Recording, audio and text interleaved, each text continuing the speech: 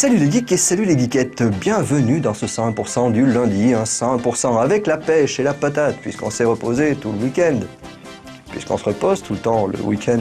Mais c'est pas grave de toute façon, puisqu'aujourd'hui, qu'est-ce que nous allons voir? Nous allons voir la critique du jeu, ce sera Animal Crossing, on aura oscillation, observation et instrumentation dans Super Mario Galaxy, ça c'était un petit peu long, le Hidden Palace avec Soul Calibur, et tout de suite, c'est les news.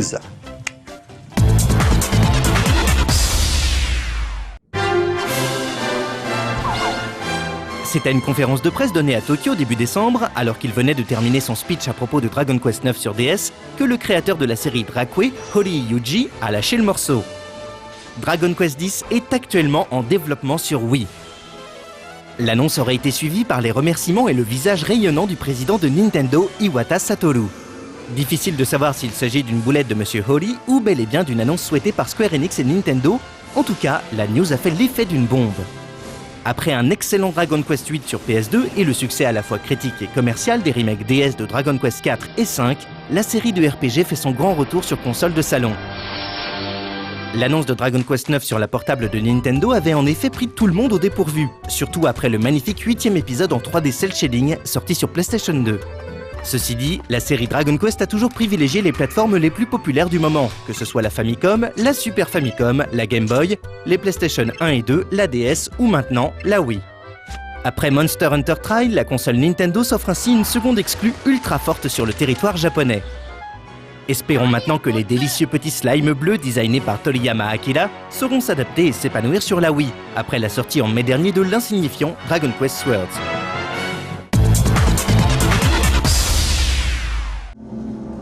Annoncé il y a quelques mois, le jeu Batman Arkham Asylum se dévoile un peu à travers ces quelques images mettant notamment en scène Batman et le Joker. Comme le nom du jeu l'indique, les aventures de cet épisode se dérouleront dans le fameux asile d'Arkham. L'ambiance s'annonce donc très sombre et les combats très violents selon l'éditeur Eidos. Développé par Rocksteady Studios, sur Xbox 360, PS3 et PC, le jeu sortira courant 2009.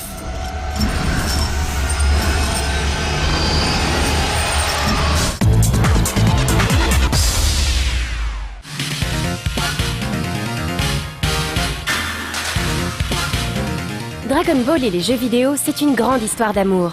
Si la saga Z a été rongée jusqu'à l'os, ce n'est pas vraiment le cas de la série originale, c'est-à-dire le moment où Sangoku est petit. Même si un jeu mémorable, Dragon Ball Advance Adventure, est sorti il y a 4 ans sur GBA, plaçant la barre très haut, peut-être même un peu trop haut.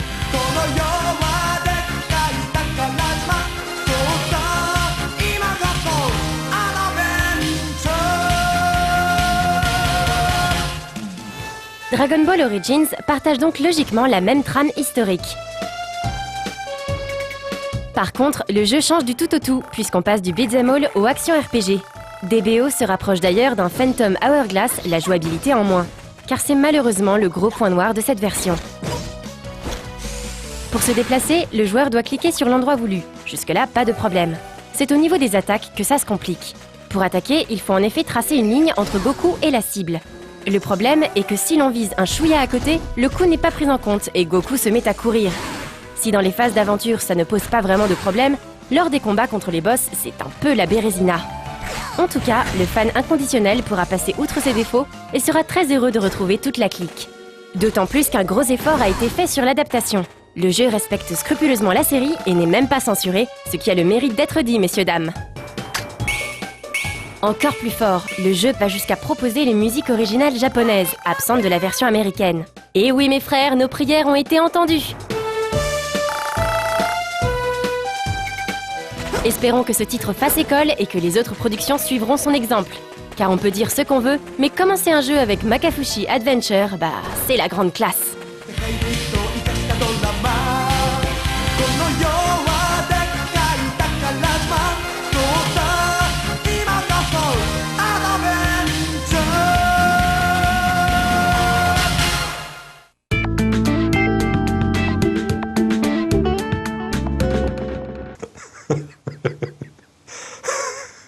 Oh, c'est la cave, il m'en a raconté une. Alors, c'est Paf le chien. Paf le chien, il traverse la rue et paf le chien.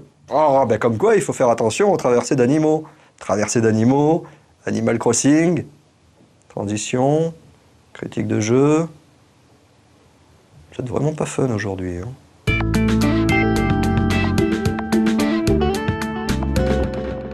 Le premier épisode d'Animal Crossing avait vu le jour sur Nintendo 64 en 2001, avant de connaître un portage amélioré 6 mois plus tard sur GameCube. Alors que les Américains purent profiter du jeu dès 2002, les Européens ont dû attendre presque 2 ans et demi pour s'essayer aux joies de la vie de village virtuel. Autrefois réservé par son originalité à une niche de joueurs plutôt gamers, Animal Crossing n'a réellement connu le succès qu'avec sa version DS, pour finalement s'imposer comme une des licences phares de Nintendo.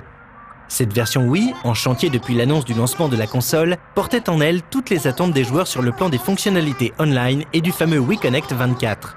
On attendait donc de pied ferme la nouvelle mouture de ce jeu a priori casual, présenté comme la Killer App Gamer de Noël 2008 par Reggie Fils-Aimé à l'occasion de la conférence Nintendo de l'été dernier.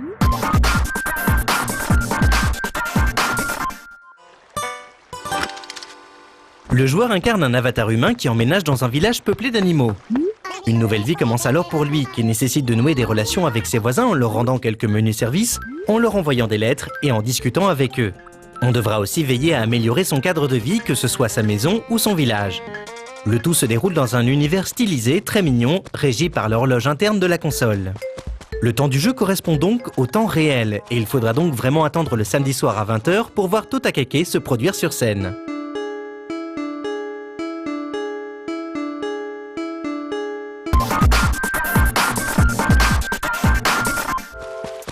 Les joueurs des versions précédentes ne seront absolument pas dépaysés, car le game system n'a pas bougé d'un poil.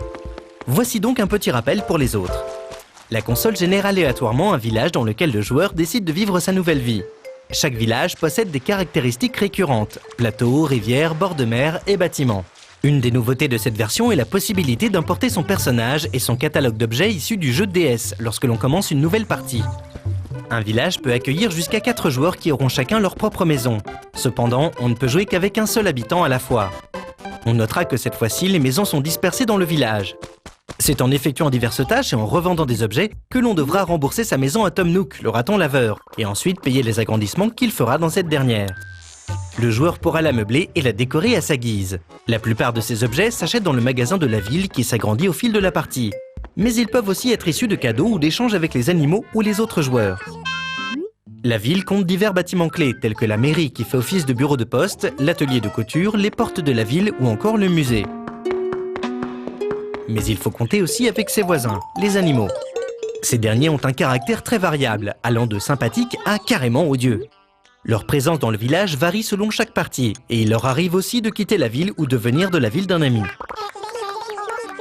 L'un des objectifs du jeu consiste à essayer de tisser des liens avec eux, que ce soit en discutant, en leur rendant divers services, mais surtout en leur envoyant des lettres accompagnées de petits cadeaux. Le joueur devra aussi veiller à rendre son village agréable, en cultivant des fleurs, des fruits ou en ôtant les mauvaises herbes. Il faudra aussi penser au développement culturel, en faisant don de poissons, d'insectes, de fossiles et de tableaux au musée. La pêche, la cueillette des fruits ou des champignons par exemple, sont aussi des moyens de gagner des clochettes, la monnaie locale, afin de rembourser sa maison ou de financer ses emplettes. Cette version Wii possède heureusement quelques nouveautés. Le nombre de fêtes et d'objets a été augmenté. Il existe une nouvelle manière de créer des motifs à l'atelier de couture. On peut désormais se plaindre du comportement de certains habitants à la mairie. Plus discrètement, l'herbe se désagrège là où il y a le plus de passages, révélant ainsi des sentiers. Quant à la prise en main, s'il est possible de jouer en pointant les directions avec sa Wiimote, on préférera utiliser le stick analogique du Nunchuk beaucoup plus précis. C'est également le cas pour les différentes activités où l'on peut balancer sa manette, comme la pêche pour laquelle la précision est primordiale. L'autre grande nouveauté, mise en avant dans le nom du jeu lui-même, est le centre-ville. Le joueur s'y rend en prenant le bus près des portes de la ville. Il s'agit juste d'une petite place où les marchands itinérants des anciennes versions, comme l'antiquaire, la coiffeuse ou la diseuse de Bonaventure, ont ouvert un commerce. Les seules grosses innovations restent la salle des ventes et le cireur de chaussures. On trouve ensuite des améliorations de services existants, comme la possibilité de se faire relooker en mi chez l'esthéticienne. Il existe 2 solutions pour visiter le village d'un ami. La valise DS, qui consiste à transporter son personnage via le jeu DS Animal Crossing Wild World pour l'emmener chez un ami. L'autre solution étant la connexion Wi-Fi Nintendo, qui utilise toujours le système des codes amis. Le jeu est vendu seul ou bien en bundle avec le micro WiSpeak, qui s'utilise lorsque l'on joue online avec ses amis. Il permet de communiquer plus rapidement sans avoir à taper les messages sur le clavier virtuel. Animal Crossing Let's Go to the City est peut-être trop proche de son aîné sur DS. Que ce soit au niveau graphique ou sonore, les changements sont quasiment invisibles. Le centre-ville n'amène pas grand-chose et on ne comprend pas bien qu'il s'agisse du point le plus mis en avant dans cette version. Alors que l'on s'attendait à une révolution du gameplay avec le Wii Connect 24, il n'en est rien.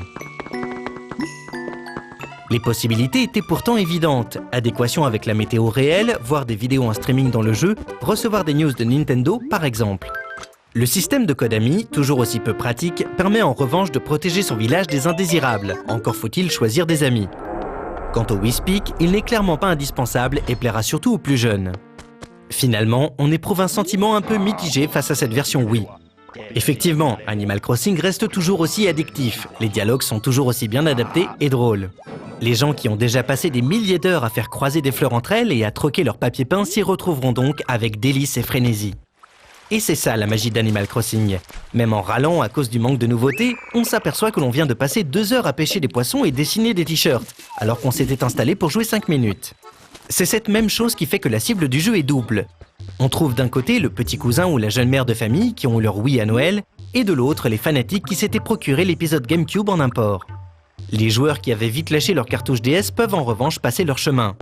On attend désormais d'éventuelles mises à jour et contenus téléchargeables pour enrichir sa durée de vie infinie.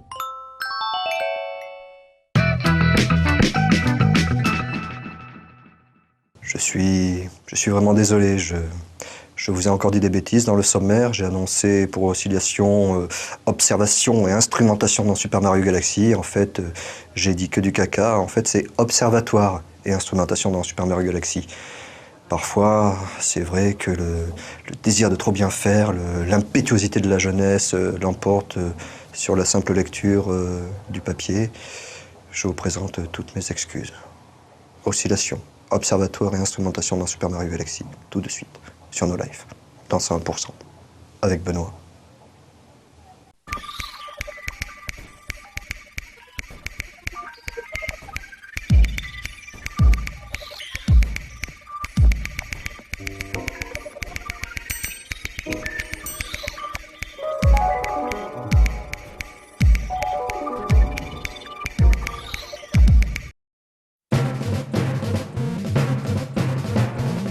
Pendant son évolution dans Super Mario Galaxy, le joueur doit se battre contre d'effroyables monstres. Au cours de son périple, il ramasse des étoiles qui doivent être apportées à l'Observatoire d'Harmonie, ou Rosalina dans la version américaine, et qui permettent de débloquer des nouvelles galaxies et ainsi d'avancer dans le jeu. Mais les étoiles ne sont pas utiles uniquement à cela. Il est étonnant de remarquer que la musique de l'Observatoire va évoluer en fonction du nombre d'étoiles gagnées. Ainsi, les compositeurs Yokota Mahito et Kondo Koji nous donnent une superbe leçon d'instrumentation. Vous allez entendre que cette petite valse, écrite dans le style viennois, restera toujours la même et sera simplement instrumentée différemment. Voici la toute première version que l'on entend au début du jeu.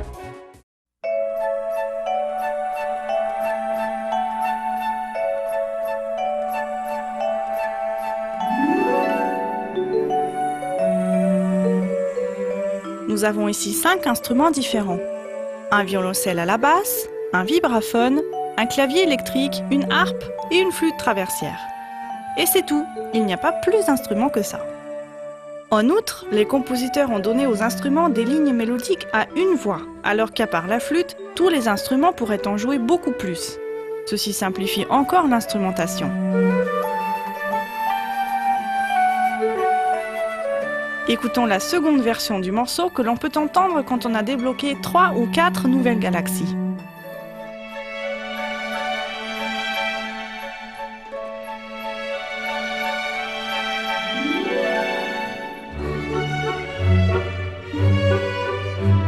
Il y a plus d'instruments, la mélodie est maintenant jouée par une section de cordes complète avec violon, alto et violoncelle et étoffée par quelques instruments avant. Il y a aussi plus de voix superposées qu'avant.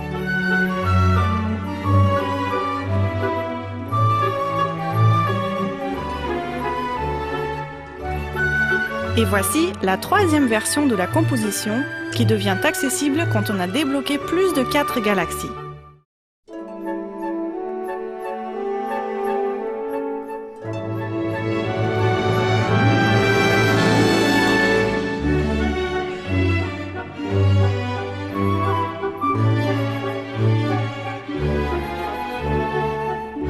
C'est un orchestre symphonique entier que l'on entend maintenant avec cordes, bois et cuivre. L'instrumentation est finalisée avec une plus grande richesse au niveau des voix.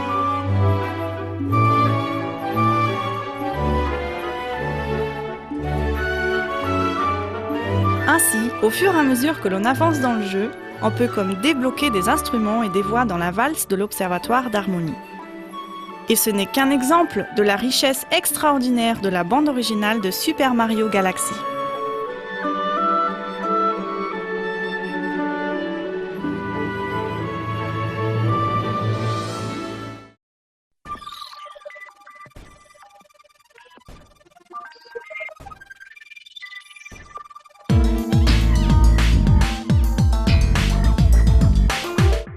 Non, parce que là, forcément, quand je m'aperçois que je dis des bêtises, c'est facile de rattraper, mais parfois j'annonce un truc et puis une déprogrammation.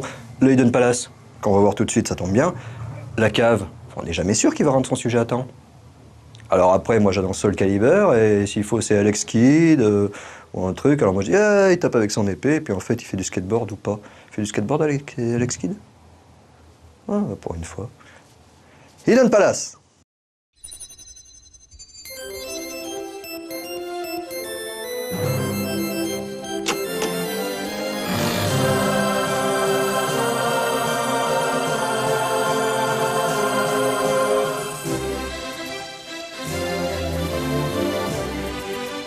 Bonjour et bienvenue dans Hidden Palace. Ce n'est un secret pour personne, les jeux de baston sont légion et pour les néophytes, il est dur de s'y retrouver parmi tous ces titres virils.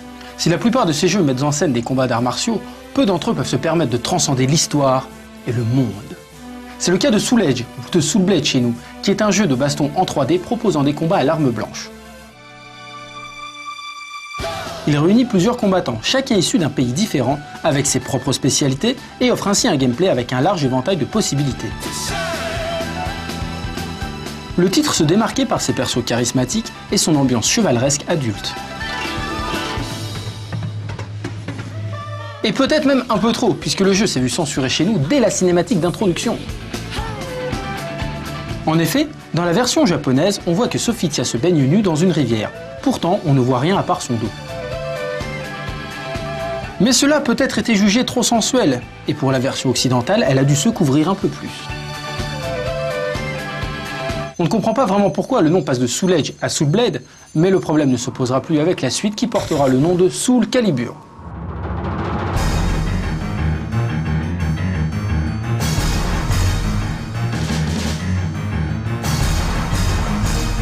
Il sortira bien évidemment en arcade, mais fera surtout le bonheur des possesseurs de Dreamcast en leur offrant le jeu de baston 3D ultime.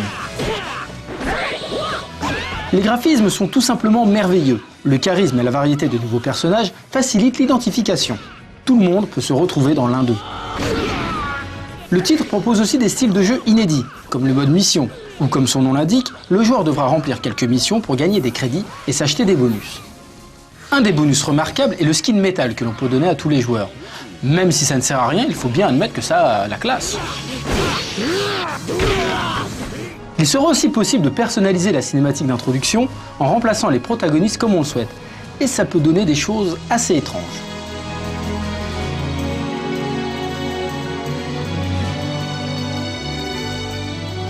On commence aussi à voir apparaître des guests, du moins un, il s'agit de Yoshimitsu, un personnage fétiche de la série Tekken. Et autant dire tout de suite que cet invité s'est fait remarquer. Et d'ailleurs, le succès des suites de Soul Calibur viendra peut-être même de ses futurs guest stars. Et pour marquer le coup, dans Soul Calibur 2, Namco décide d'introduire des personnages uniques sur chaque plateforme différente. Ce sera Heihachi, un des personnages les plus forts de Tekken, qui se retrouve dans la version PlayStation 2. Ok, c'est un guest, mais qui vient de chez Namco, rien de bien folichon. Mais avec Spawn, ça commence à devenir intéressant. En effet, le personnage de Todd McFarlane se retrouve exclusif à la version Xbox. Et s'il se retrouve là, ce n'est pas un hasard, c'est parce que le dessinateur Todd McFarlane avait designé Necrid, un autre personnage du jeu.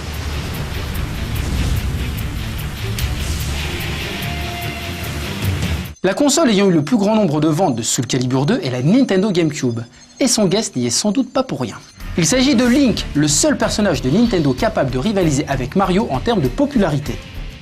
L'incursion de Link dans l'univers de Namco se fait naturellement et on ne se pose pas trop de questions. Le thème de notre héros apparaît ici en version réorchestrée comme pour dire aux fans « On vous aime ».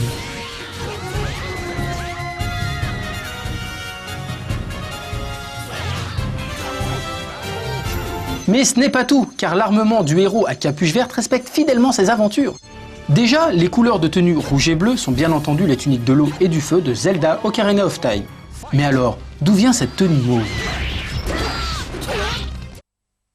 Et il faut remonter à la première aventure de Link sur NES pour le savoir. Lorsqu'il obtient la bague bleue, sa tenue change de couleur. Elle devient mauve. La Master Sword que l'on ne présente plus voit aussi son origine dans le premier épisode de Zelda. Il s'agit de la seconde épée que l'on gagne. L'épée magique est l'épée la plus puissante de Zelda sur NES et c'est une joie de la retrouver ici, car depuis on ne l'avait plus jamais revue.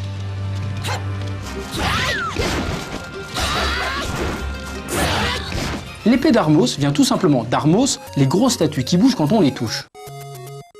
C'est amusant que Link puisse la manier alors que ce n'est possible dans aucun jeu. La canne de Birna que l'on obtient dans Zelda A Link to the Past protège Link à l'aide d'une aura magique. Dans Soul Calibur 2, elle lui permettra de regagner de la santé. Le filet à papillon, l'arme comique de Link dans ce jeu, vient aussi de Zelda 3. À la base, elle sert à attraper des fées ou des abeilles. Dans Soul Calibur, il sert juste à faire rire. L'épée de Bigoron est l'épée la plus puissante de Zelda 64. Elle est forgée par Bigoron, d'où le nom. On retrouve également la massue Megaton de Zelda 64. Beaucoup plus lourde qu'une épée classique, elle fait beaucoup de dégâts. C'est l'arme dont on a besoin pour tuer le maître du donjon de feu dans Ocarina of Time. Le bouclier miroir est celui d'Ocarina of Time. Il s'agit du bouclier le plus puissant, capable de refléter la lumière et même certains rayons. On ne peut que féliciter la cohérence et le respect du personnage de Nintendo, qui ferait même craquer le plus exigeant des fans. Mais Namco n'a pas non plus oublié de faire des clins d'œil à ses propres séries. Un des costumes de Cassandra l'a fait étrangement ressembler à une autre mascotte de l'éditeur. Il s'agit de Valkyrie no Densetsu, un jeu qui n'est jamais sorti de l'archipel nippon, malgré son immense succès. Elle peut également se battre avec la canne de cristal rouge et le bouclier assorti qui sont utilisés par les héros de Tower of Druaga. Et c'est surtout dans Soul Calibur 3 que l'éditeur va s'en donner à cœur joie. Le jeu sort exclusivement sur PlayStation 2 et perd donc son système de personnages unique pour chaque console. Par contre, un système de création de personnages fait son apparition, et Namco a caché quelques petites références. Il est possible de déguiser son personnage en King de Tekken. Bon, même s'il s'agit juste d'une tête de panthère, avec de l'imagination, on voit King. Il est aussi possible de trouver le déguisement de Gilgamesh, le héros de Tower of Druaga, un jeu phare de Namco au Japon. Mais le plus explicite reste encore le costume de Cosmos, un des personnages de la série Xenosaga. Le quatrième épisode de Soul Calibur conserve ce système de création des personnages, mais signe aussi l'arrivée en fanfare de nouveaux guests. Un guest pour chacune des consoles, une formule qui a déjà fait ses preuves. La Xbox 360 accueille Yoda, alors que sur PlayStation 3, ce sera Dark Vador qui va s'incruster. Et ça tombe bien, puisque ce sont les chartes graphiques des deux consoles. Mais ils ne viennent pas seuls. L'apprenti de Dark Vador, le héros de Star Wars, le pouvoir de la Force, fait également son entrée. C'est d'ailleurs la première fois qu'il sera jouable, bien avant la sortie de son propre jeu. Il est désormais possible de télécharger Yoda ou Vador, selon sa version, rendant obsolète l'exclusivité du personnage. Comme une bonne nouvelle n'arrive jamais seule, il sera possible de retrouver des personnages spécialement créés pour l'occasion par des mangaka réputés. Il y a 5 personnages dits bonus. Scheherazade est designé par Izuguchi Yutaka, qui a travaillé sur la série Lodos. Angolfir de Yoshizaki Mine, le créateur de Keroro.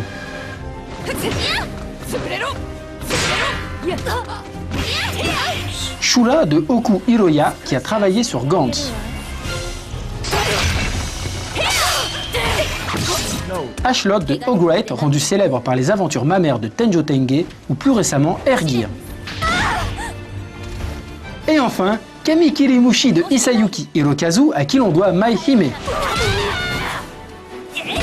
Si les personnages de Star Wars s'incrustent avec aisance dans l'univers de Soul Calibur, ce n'est pas le cas de ces personnages bonus, et on ne sait même pas pourquoi ils sont là. Il y a aussi quelques autres nouveautés dans ce jeu, comme la destruction d'armure ou encore le chaos critique. Soul Calibur 4 est le dernier jeu de combat de la licence, et pourtant ce n'est pas le dernier à être sorti.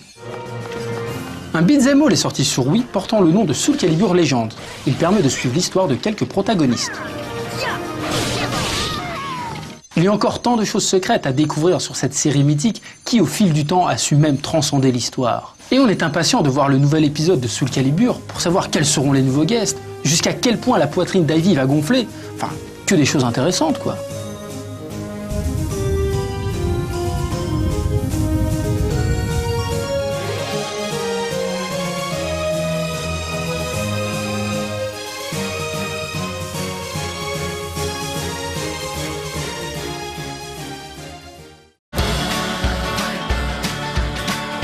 Eh oui les geeks, eh oui les geekettes, c'est déjà la fin de ce 101% du lundi. Enfin pour certains, vous allez me dire, c'est enfin la fin de ce 101%. Mais bah c'est pas grave parce que demain, d'accord, vous allez le retrouver à Davy, hein. Moi je serai pas là, mais je m'en fous, je reviendrai mercredi. Tant pis pour vous. Voilà, des bisous quand même pour ceux qui m'aiment. Puis des tartes pour ceux qui m'aiment pas. Mais personne ne m'aime pas. Je suis tellement mignon, tellement gentil. Tellement kawaii.